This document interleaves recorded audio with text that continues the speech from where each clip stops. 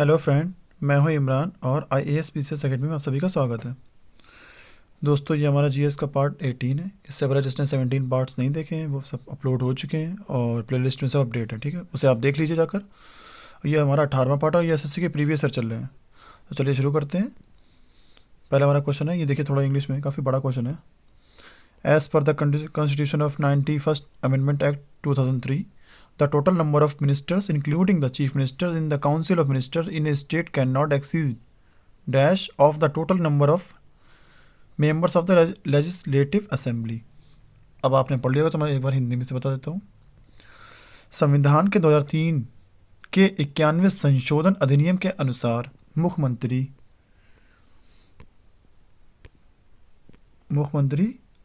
सहित कुल मंत्रियों को मिलाकर किसी राज्य के मंत्रिमंडल में मंत्रियों की संख्या उस राज्य की विधानसभा के कुल सदस्यों से ज़्यादा नहीं हो सकती।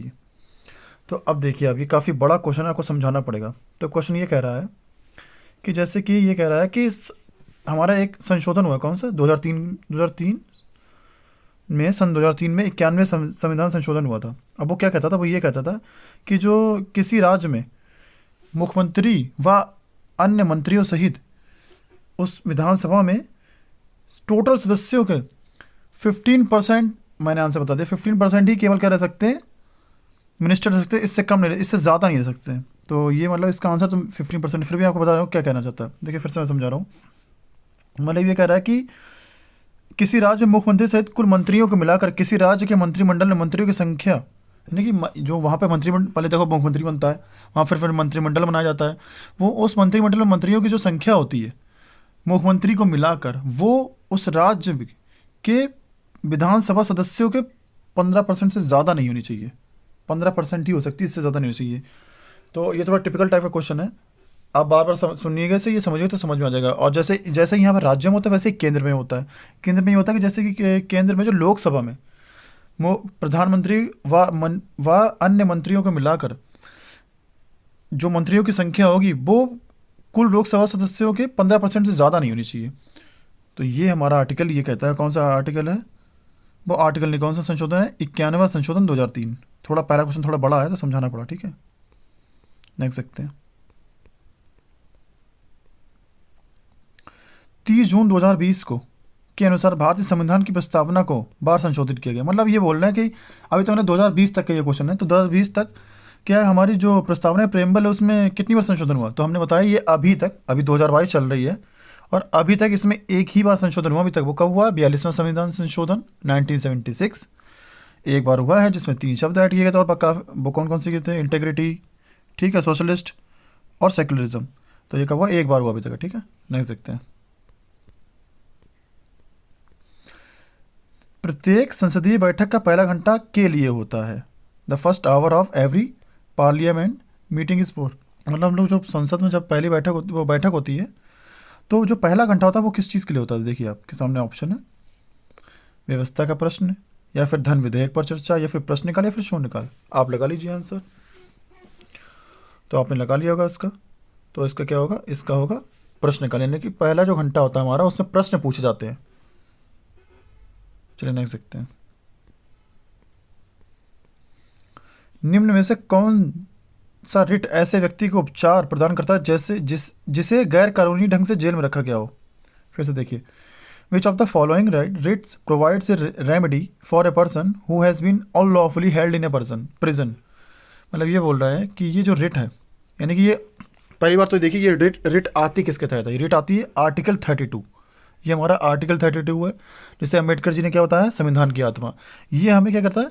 ये हमें मूल अधिकार की, मतलब उपचार है, ये उपचारों से संबंधित है, ठीक है। जैसे कि अब ये क्या है, इसमें 4 तरह की रिट जारी की जाती है। कौन कौन सी? देखिए, पहली है उत्प्रेषण लेख, ठीक है। दूसरी हेवियस कॉर्पस यानी कि बंदी प्रत्यक्षीकरण। तीसरी है मैंडामस और चौथी है प्रोहिबिशन, निषेध। अब ये कह रहा है कि जब किसी को गैर कानूनी ढंग से हम लोग रख लेते हैं ना जेल में, तो कौन सी रिट जारी कर देता है न्यायालय? कौन सी जारी करता है? वो करता है बंदी प्रत्यक्षीकरण। इसका मतलब क्या होता है मैं बता रहा हूँ। इसका मतलब ये होता है हैबियस कॉर्पस का मतलब कि वो ये बोलते हैं कि मुझे शरीर चाहिए। कोर्ट कहती है मुझे शरीर चाहिए, क्यों रखा? मुझे दिखाओ कर, ठीक है, हमें शरीर चाहिए। और अब एक है जैसे प्रोहिबिशन क्या होता है? प्रोहिबिशन में देख लीजिए आप। प्रोहिबिशन मतलब ये कहता है कि जैसे कि जो भी तुम्हारे जैसे कोई भी केस चल रहा है, ठीक है, केस कोई सा भी चल रहा है, वो तुम्हारे यहाँ का नहीं है, ये तुम्हारे अधिकार क्षेत्र के बाहर, जैसे किसी छोटी से जैसे कोई कोर्ट है, वहाँ पे कोई केस चल रहा है, ठीक है, प्रोहिबिशन कहता है, ये कहता है कि ये तुम्हारे अधिकार क्षेत्र के बाहर है, ये तुम्हारा क्षेत्र नहीं है, इसे यहीं रोक दो, ठीक है, ये बोलता है। और परमादेश क्या कहता है? परमादेश कहता है, ये क्या होता है देखो मैं बता रहा हूँ, परमादेश होता है कि आदेश दिया जाता है, कि हम आदेश देते हैं। क्या आदेश देते हैं? जैसे कि कोई पदाधिकारी है, कोई ऑफिसर है वगैरह, कोई भी है, वो अपना कार्य अगर ठीक से नहीं कर रहा है, अपने कर्तव्यों का पालन नहीं कर रहा, तो सुप्रीम कोर्ट, वो कोर्ट भी आदेश दे देता है, क्या, कि हम आदेश देते हैं, तुम अपना काम सही से करो, ऐसे करके, ठीक है। तो यही है हमारे। बाकी किसी दिन ये मयंक सर बहुत अच्छे से समझाएंगे, वो पॉलिटी पढ़ा रहे हैं, तो उनसे ज़रूर पड़ेगा। मैं ज़्यादा ब्रीफली नहीं, ज़्यादा एक्सप्लेन नहीं करूँगा, क्योंकि काफ़ी टाइम हो जाएगा, ठीक है, वरना ये बहुत लंबे हैं, देख सकते हैं। निम्न में से कौन मौलिक अधिकारों से संबंधित नहीं है? तो इनमें से कौन सा आएगा जो मौलिक अधिकार नहीं है? चलिए अब जल्दी करते हैं, थोड़ा खींच के चलेंगे। संघ बनाने का अधिकार, right to form association, right to education शिक्षा अधिकार, राइट टू लाइफ, और राइट टू प्रॉपर्टी। देखिए ये सब मौलिक अधिकार है, लेकिन क्या नहीं, संपत्ति का अधिकार नहीं। ये भी पहले मौलिक अधिकार ही था, लेकिन क्या हुआ, 44th अमेंडमेंट हुआ 1978 में, ये मौलिक अधिकार से हटाकर विधिक अधिकार में आ गया, ठीक है, देख सकते हैं। भारत में संघ का निर्माण करना एक है, यानी कि भारत में हम लोग एक एसोसिएशन फॉर्म कर सकते हैं। तो ये क्या है कि हमारा मौलिक अधिकार है, कानूनी अधिकार है, प्राकृतिक है, संवैधानिक। तो ये क्या है? ये है मौलिक अधिकार, ठीक है। ये किसके तहत मिला है? 19(1) का सी, हम लोग संघ बना सकते हैं, ठीक है। नेक्स्ट हमारा क्वेश्चन है, भारत के किस राज्य पर अहोम वंश का शासन था? कौन सा वंश? अहोम डायनेस्टी, ठीक है। तो देख लीजिए आपके सामने ऑप्शन है, क्या ये कर्नाटक है, या फिर राजस्थान है, या फिर उड़ीसा, या असम। तो ये क्या होगा? ये होगा असम। असम में पहले अहोम डायनेस्टी का शासन था। और अहोम डायनेस्टी के बारे में एक क्वेश्चन और आ सकता है, अब आ सकता है, और वो क्वेश्चन ये है कि इन्होंने जो है मुगलों को 18 बार हराया था। ये याद रखिए, ये बहुत काफ़ी, मतलब ये क्वेश्चन ज़्यादा पूछा नहीं गया, लेकिन आ सकता है, अब इस टाइम आ सकता है। तो इन्होंने मुगलों को 18 बार हराया था, इन्होंने मुगलों को घुसने नहीं दिया था असम में, असम में इन्होंने एंट्री नहीं करने दिया था, ठीक है, देख सकते हैं। निम्न में से कौन अवध के अंतिम नवाब थे? तो ये आपके सामने ऑप्शन है, और ये आपको पता भी होगा, अमजद अली खान, मोहम्मद हकीम, वाजिद अली शाह, या फिर सदात अली खान, सआदत अली खान। देख लीजिए आप अच्छे से। तो ये कौन थे? वाजिद अली खान, ठीक है, देख सकते हैं। नेक्स्ट हमारा क्वेश्चन है, गुवाहाटी शहर का ऐतिहासिक नाम पूछा गया, माने कि हिस्टोरिकल नेम ऑफ गुवाहाटी, ये कहाँ पर? ये असम में है। अब बताइए क्या है इसका हिस्टोरिकल नाम? अब ऑप्शन देख लीजिए, पुरुषपुर है, या फिर भागनगर है, या फिर मछलीपट्टनम है, या फिर प्राग ज्योतिषपुर है। पुरुषपुर तो आप जानते हो कि पेशावर को कहते थे, ठीक है। इसका नाम कहता है, इसका नाम था प्राग ज्योतिषपुर। और ये कहाँ पर है? ये असम में है। कहाँ पर है? ब्रह्मपुत्र नदी किनारे है, ठीक है, गुवाहाटी, देख सकते हैं। 19वीं सदी में मध्य भारत में सतनामी आंदोलन की शुरुआत के द्वारा की गई थी, मतलब 19th सेंचुरी में सतनामी मूवमेंट किया था। किसने किया था? आपके सामने ऑप्शन है, हरिदास ठाकुर, केशव चंद्र सेन, नारायण गुरु, या फिर गुरु घासीदास। आप देख लीजिए, आप लगाइए आप। तो आपने लगा लिया होगा, तो इसका आंसर क्या है? गुरु घासीदास, ठीक है, देख सकते हैं। लाल किला में आयोजित दृश्य कला प्रदर्शनी में से भारत की स्वतंत्रता तक की कलाकृतियों का प्रदर्शन किया गया है। मतलब लाल किला में जो क्या लगाई जाती है, कहाँ गया, एग्जीबिशन लगाई जाती है, किसकी? दृश्य कला। तो यहाँ पर कहाँ से कहाँ तक की मतलब चीज़ें दिखाई जाती हैं, प्रदर्शनी कलाकृतियाँ दिखाई जाती, प्रदर्शन किया जाता। तो कहाँ तक दिखाई जाती? 16th सेंचुरी से और आज़ादी तक, स्वतंत्रता तक की इतनी दिखाई जाती है। इससे पहले की नहीं दिखाई जाती 16th सेंचुरी से, यानी कि 1600 से दिखाई जाती हैं। कहाँ तक? 1947 तक, ठीक है, देख सकते हैं। क्या ऑप्शन हो जाएगा इसका? 16। कलकत्ता ब्रिटिश इंडिया की राजधानी कब बना था? तो कोलकाता कैपिटल कब बना था, ये बताना है आपको। आपके सामने ऑप्शन है 1765, या फिर 1727, या फिर 1772, या फिर 1756। तो क्या है ये? 1772, 1772 में बना था कलकत्ता, ठीक है, राजधानी ब्रिटिश इंडिया की। और ये कब हटाया गया था? ये शायद 1911 इस टाइम से शुरू हुआ था, ये 1912 तक हट गया था, फिर दिल्ली बना दिया गया था, ठीक है, देख सकते हैं।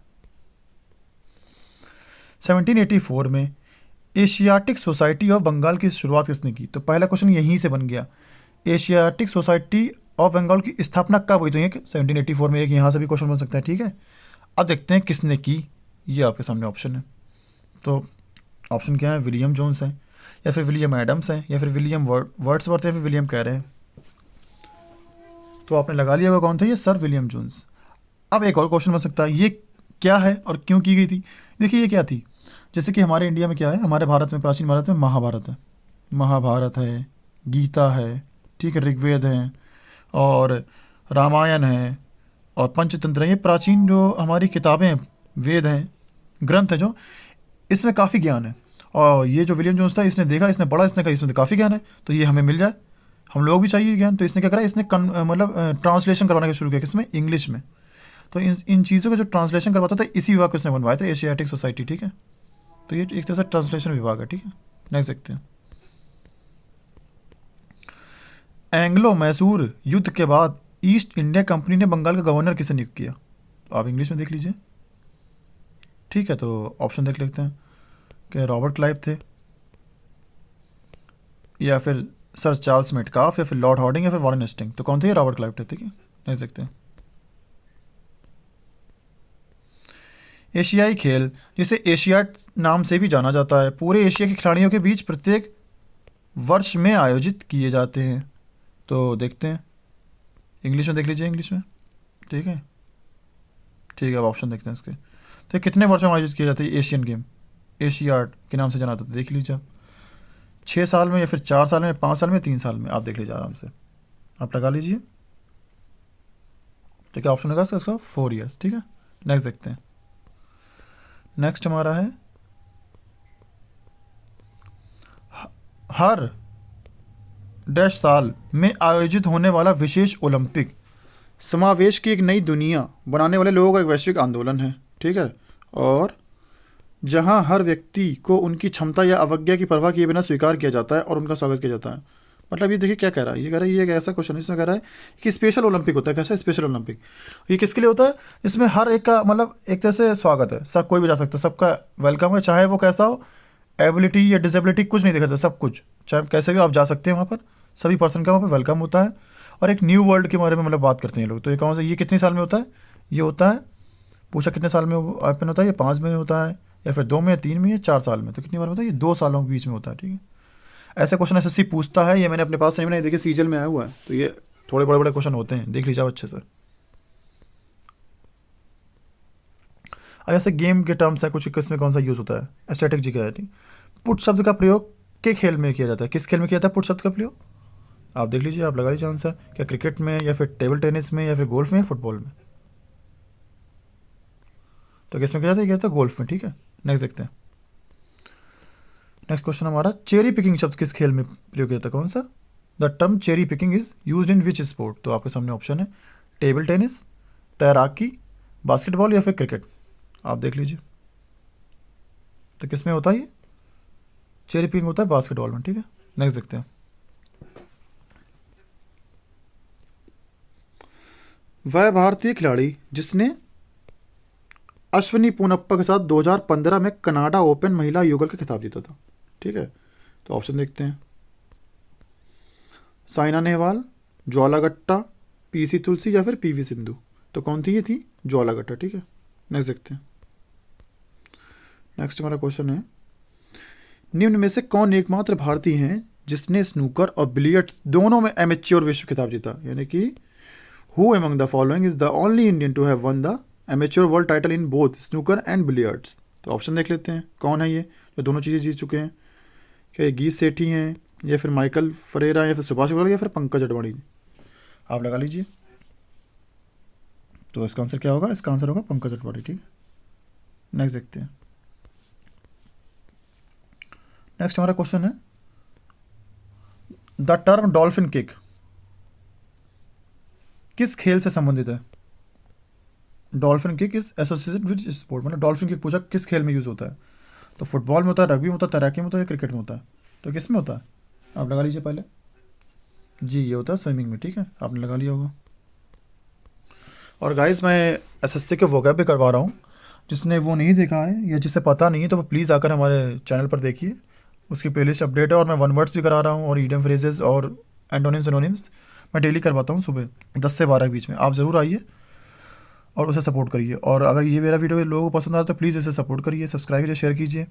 और आप लोग जीएस से भागिए मत। मैंने देखा जीएस जब से मैं ये वीडियो करा रहा हूँ अब इसके व्यूज़ गिर रहे हैं, लोग भाग रहे हैं। लोग चाहते नहीं कि मैं जीएस करवाऊँ, लोग चाहते बस वन लाइनर ऐसा करवा दूँ जिससे लोग रट के भाग जाएं। ऐसा नहीं है, समझना जरूरी है। आप इसे समझा करिए, इससे क्वेश्चन कितने बन सकते हैं कि क्वेश्चन से ये देखा करिए। चलिए देखते हैं। करण चंडोक का संबंध इनमें से किस खेल से? कौन? करण चंडोक कौन सा खेल करता है? Lawn tennis, badminton, table tennis या कार रेसिंग? तो ये क्या करते हैं? Car racing. ठीक है, नेक्स्ट देखते हैं। सीजर कप का संबंध किस खेल से? कौन सा? Caesar cup. Caesar cup is associate with which sports? Badminton, cricket, hockey या फुटबॉल? देख लीजिए आप। तो किससे? फुटबॉल से। ठीक है, नेक्स्ट देखते हैं। माजुली विश्व का सबसे बड़ा नदी द्वीप कहाँ स्थित है? कौन सा? Majuli, the largest river island in the world. अब ये पूछ सकते हैं कि विश्व का सबसे बड़ा नदी द्वीप कौन सा है? तो कौन सा? माजुली है। अब ये पूछा कहाँ है, तो ये देख लीजिए। ऐसे क्वेश्चन से ही आप अपने आप से एक क्वेश्चन बनाया करिए, क्योंकि कुछ भी पूछ सकता है अलग तरह से, और होता सब यही है। तो ऑप्शन हमारा अरुणाचल में है माजुली, या फिर असम में है, या फिर नागालैंड में, या फिर उत्तर प्रदेश में। कहाँ है ये? आपने लगा लिया होगा कहाँ पर है ये? असम में है। ठीक है, ब्रह्मपुत्र नदी पर। नेक्स्ट देखते हैं। दुनिया का सबसे बड़ा नदी द्वीप है, देखिए फिर से रिपीट हो गया। दुनिया का सबसे बड़ा नदी द्वीप कौन सा था? अभी बताया था। कौन सा था? माजुली। नेक्स्ट देखते हैं। निम्न में से कौन सी भारत की सबसे लंबी नदी है? ठीक है, भारत की सबसे लंबी नदी पूछी गई है। तो आपके सामने ऑप्शन है कावेरी है, गोदावरी है, ब्रह्मपुत्र और गंगा है। देखिए जो एसएससी जो है वो आंसर ब्रह्मपुत्र मांग रहा है, जबकि ऐसा है नहीं। भारत की सबसे लंबी नदी गंगा है।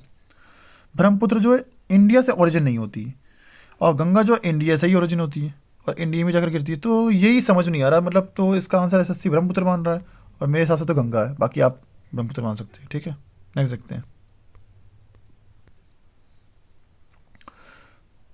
कृष्णा नदी पर अलमाटी बांध परियोजना किस राज्यों के बीच का मुद्दा है? कौन सा? अभी देखिए अलमाटी डैम किस पर है? कृष्णा नदी पर है, ये याद रखिएगा। अब ये पूछा ये किन दो राज्यों के बीच है? तो कर्नाटक और आंध्र प्रदेश, या फिर कर्नाटक और गोवा, आंध्र प्रदेश और तमिलनाडु, कर्नाटक और तमिलनाडु। तो किसके बीच है ये? कर्नाटका और आंध्र प्रदेश, इनके बीच डिस्प्यूटेड है थोड़ा ये मामला। ठीक है, अलमाटी बांध वाला। नेक्स्ट देखते हैं। उस गहरी और संकरी घाटी को क्या भौगोलिक नाम दिया गया है जिसमें नदियों, हवा, बारिश और विवर्तनिक गतिविधि द्वारा अपच्छर और कटाव से निर्मित खड़ी भुजाएं हैं? तो देखिए क्या कह रहा है। आप इंग्लिश और इंग्लिश में क्वेश्चन पढ़ लें आराम से।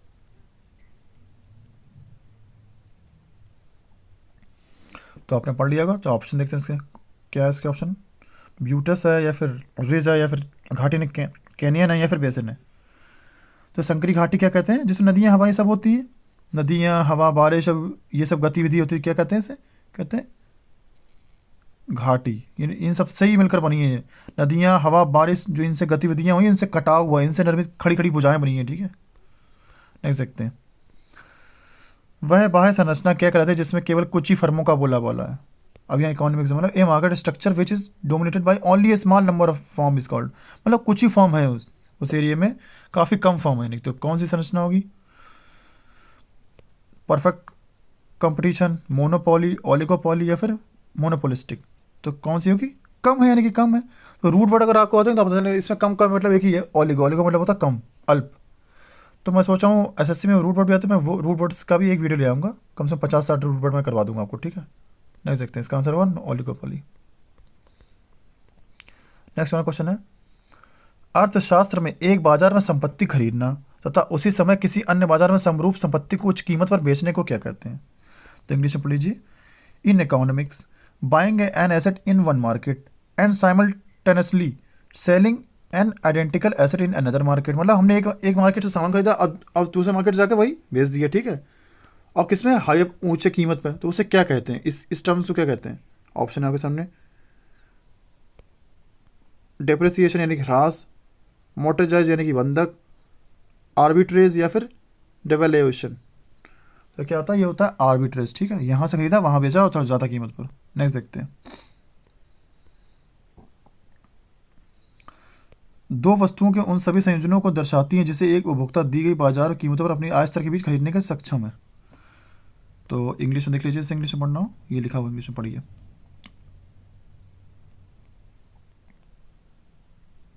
तो आपने पढ़ लिया होगा। तो देखिए इसका ऑप्शन देखते हैं, क्या यूटिलिटी लाइन है या फिर सप्लाई लाइन है या फिर डिमांड लाइन है या फिर बजट लाइन है। तो क्या होता है ये बजट लाइन, ठीक है। नेक्स्ट देखते हैं, निम्न में से उत्पादन के कारक में क्या शामिल नहीं है, यानी कि किसके प्रोडक्शन के फैक्टर्स नहीं है। तो कल मैंने आपको बताया था एक कैपिटल होता है, मैं नहीं बताऊंगा, आप बताइए, लेबर, लैंड, टैक्स, आप बताइए इसमें क्या ऑप्शन होगा। तो क्या नहीं होगा इसमें, टैक्स नहीं होगा। क्यों टैक्स क्यों नहीं होगा, देखो कैपिटल होता है, लेबर भी होता है, लैंड भी होता है, और ये क्या होता है ऑन्टरप्रेन्योरशिप, यानी कि उद्यमिता। उद्यमिता चौथा टर्म ये होता है उद्यमिता, ठीक है। लेकिन क्या नहीं होता, टैक्सेस नहीं होता। नेक्स्ट देखते हैं, न्यूनतम समर्थन मूल्य की मूल्य निर्धारण नीति किस दृष्टिकोण का अनुसरण करती है, यानी कि pricing policy of minimum support price followers which approach, मतलब कौन सा अप्रोच बताती है। तो आपके सामने ऑप्शन है, लागत आधिक दृष्टिकोण, या फिर निवेश आधिक दृष्टिकोण, यानी कि cost plus approach, invest plus approach, या फिर लैंड प्लस अप्रोच, या फिर लोन प्लस अप्रोच। तो आप देख लीजिए, तो ये क्या होगा, ये होगा कॉस्ट प्लस अप्रोच, ठीक है। नेक्स्ट देखते हैं, ये एमटीएस में आया हुआ क्वेश्चन है, ऐसे क्वेश्चन पूछते हैं इकोनॉमिक्स के डीप। ये हमारा लास्ट क्वेश्चन आज का, ठीक है। उत्पादन क्षमता बढ़ाने वाले व्यय किस प्रकार के व्यय के उदाहरण है, मतलब क्या जो हमारा प्रोडक्शन बढ़ा देते हैं, क्या प्रोडक्शन बढ़ा देते हैं, मतलब ऐसा व्यय, ऐसा एक्सपेंस जो हमारे प्रोडक्शन बढ़ा देते हो, किस में आता है, किस चीज़ में आता है, क्या वो रेवेन्यू में आता है, राजस्व व्यय में, या फिर उत्पादन व्यय में, या फिर निवेश व्यय में, या फिर पूंजीगत व्यय में। देख लीजिए आप ऑप्शन, तो किस में आता है, ये आता है हमारा निवेश व्यय में, किस में आता है, निवेश व्यय, ठीक है। नेक्स्ट देखते हैं, लास्ट क्वेश्चन हमारा आ गया है, पूंजी बाजार के संदर्भ में संक्षिप्त शब्द एफपीओ का पूर्ण रूप पूछा गया, किसका पूर्ण रूप, एफपीओ का, एफपीओ का पूर्ण रूप। देखते हैं ऑप्शन, फ्री पब्लिक ऑफिसर, या फिर फर्स्ट पोर्टफोलियो ऑपरेशन, या फिर follow on up public officer, या फिर फर्स्ट पब्लिक ऑफिसर। तो आपने लगा लिया होगा इसका क्या होगा, फॉलो ऑन पब्लिक ऑफिसर। तो गाइस ये हमारे यहाँ पे कंप्लीट हुआ है, लगभग इसमें 40 क्वेश्चन थे। तो फिर कल मिलते हैं, ठीक है, धन्यवाद।